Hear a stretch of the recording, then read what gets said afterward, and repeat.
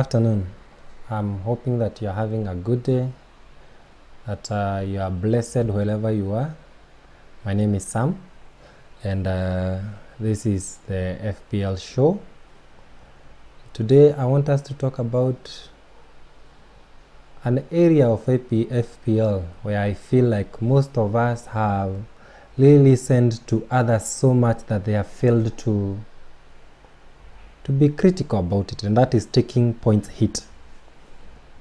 So what do you mean by taking points hit? Taking points hit in the FPL, you are allowed to do one transfer per week. Then any subsequent transfer from that, you are penalized 4 points. So if you are to do three transfers, that means you are safe in terms of the first transfer, it's free, but the other two you'll be charged, or you incur an 8 points deduction at the start of the next game week. So everybody out there will always tell you that to always avoid taking points hits. You'll be told that you do not even need to make these transfers, you can stick with your team, which is fine in some cases. But sometimes I feel like it's more of a myth or something to hold you back. And I felt, why can't we talk about this now? So on the screen is my team, game week 6. And I had not a bad week, I might call it, but that's because of Lanzini and Sterling not playing. Otherwise, I don't know what I'll be telling you right now, but I'm trying to compare this season and the previous seasons before that, and it's in regard or it's in regards to how people view it. Because if as we go on, we are going to share about how some of my friends are doing, and I'm going to share 3 or 4 teams of people who have taken points hits, and then I'm trying to look at their current team, how it looks like, and how many they scored vis-a-vis how many points that I got. Over time, I've done this for around 7 years now, and seasons ago I would take those hits without much regard. In fact, I remember there's a time I took a 24 points hit. Yes, 24 points. And now that I know better, I don't actually think that it is unwise to gamble. Okay, 24 was a bit high, but I think you can take a 4 points hit, an 8 points hit, a 12 points hit, as long as you understand what you are doing and you're not just chasing points or trying to be different from others, but you can make your team that over a longer time will be better than an individual who is holding out because he doesn't want to incur the points loss. So join me in this, and as we continue, I'll ask you to subscribe to the channel. We'll be doing this more often. We'll be discussing such topics that not many people are talking about, or people fear putting themselves on the line in regards to such topic, or how controversial they are. So I'll share 2 or 3 teams. For one, these don't mind the name, don't mind the meaning of the name. If you are Kenyan, you'll understand what it means. But this is one of my friends. It's called Elias. And if you look at his team, he did 2 transfers after game week 5. And he has improved his defense and his attack, because now he has Aguero, he has Vardy, he has Abraham. Looking at the next around 4 or 5 games, I can actually understand why he took the -4. If, for example, he didn't bring in Aguero in game week 5, today he'll be with Barnes there with 2 points. maybe he would have even captained maybe Mane, so it would have even been worse for him. But he took the points hit, and it paid off. I forgive him for having Adrian. I don't know what he was thinking about, but you look at the rest of the team, you can see it's more calculated. And this team, I can assure you that can go for 3 game weeks without injuries. You are sure that he can survive. You can see even he has a good bench where Randstrom is hanging there with 12 points. But I'm trying to demystify, or I'm trying to bring out to you that before you buy into these ideas that taking points hit is a problem. I've tried to look for a team that I saw for game week 5, but I cannot, not game 5, game week 6. And the guy had taken a 24 points hit, and he scored around 100 and something points. And if I'm to take the example of that team, even if you take away the 24 points that he has been deducted, you are assured that he has beaten most of us. So do we continue telling such a person that taking a point hit is a problem?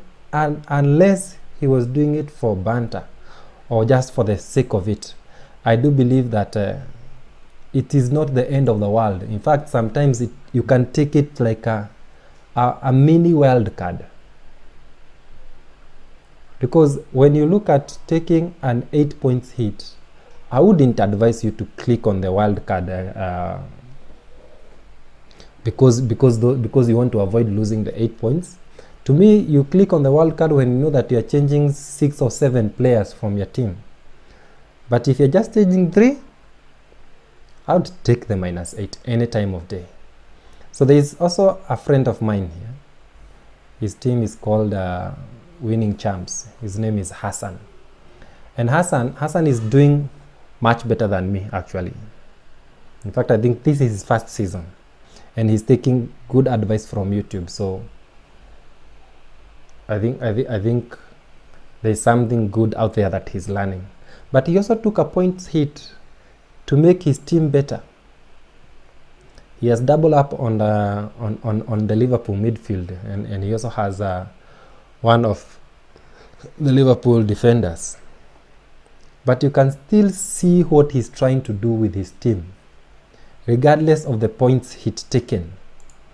The guy who is leading in our mini group is called, he has a team called Gangster FC.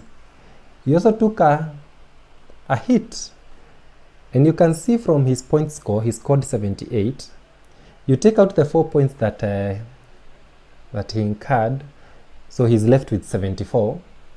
Still, that one has beaten me by 5 points, and he has a better team for the next game week. So personally, I feel like we shouldn't really belabor the point, but what I'm saying is that if you must take a point hit, if you see that this team that you have created can do the job for the next 4 or 5 games, instead of waiting, instead of saying that I'll do 1 transfer each week, go on. After all, you're supposed to enjoy it. You're not supposed to play other people's game, because what people will tell you is that you need to be cautious. But me, what I'm telling you is this game, you're supposed to enjoy it. Enjoy it as much as you can, and sometimes some of these risks will always give you good rewards. Finally, we have the leader of our mini group called he's actually the defending champion, as the name of his team suggests. Again, he also took a points hit. He still has Sterling on his bench. That's because he didn't play, but you can still see he scored 80 points.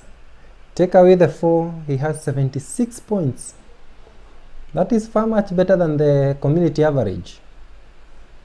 Yet someone will stick with the wrong team because he's fearing to take a risk. I think my advice to you is, if you have to do this, if you have to take the points hit, go on and do it. Nobody should stop you from doing it. So I'm looking at my team. I'm not saying that I'm going to take the points hit today or this week, but I felt that I needed to share this with the community, that you do not have to shy away. If you have, for example, if I didn't do a transfer last week, that means I have 2 free transfers that I can play without costing me anything. But it means if I need to do 4 transfers, it will only cost me 8 points, and that to me is like a mini league, or a mini wildcard, sorry, that will improve my team far much better, and a team that can go for the next around 3 weeks without asking me for major changes. So viewers, I'm hoping that you're learning something. Don't forget to subscribe. Don't forget to work with me this. If you are facing any issues, you can put on the comments so that we can share together, so that we can see how we can build one another. I'm not saying that I'm a guru in this. I've said this before. So go on, make that comment, and I'll respond maybe in the next recording. If you have some pointers to help us improve, or you have something that you'd want us to discuss, you can also put there, and then in the later recordings we can discuss it together. So I'm wishing you a good evening. I'm wishing you a good week as you prepare your teams for the coming game week.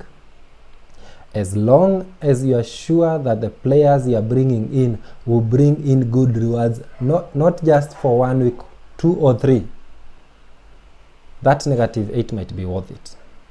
That -12 might be worth it, because sometimes we miss out on very good players. For example, if my team wanted somebody like Aguero, I'm sure it will need me to buy around 3 or 4 players.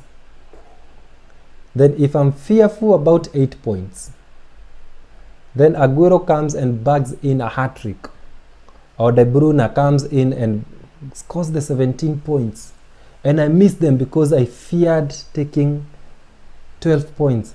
And the next week, it doesn't mean that I'll be able to afford him, because I'll still need to take another hit. So the delay really does not make sense.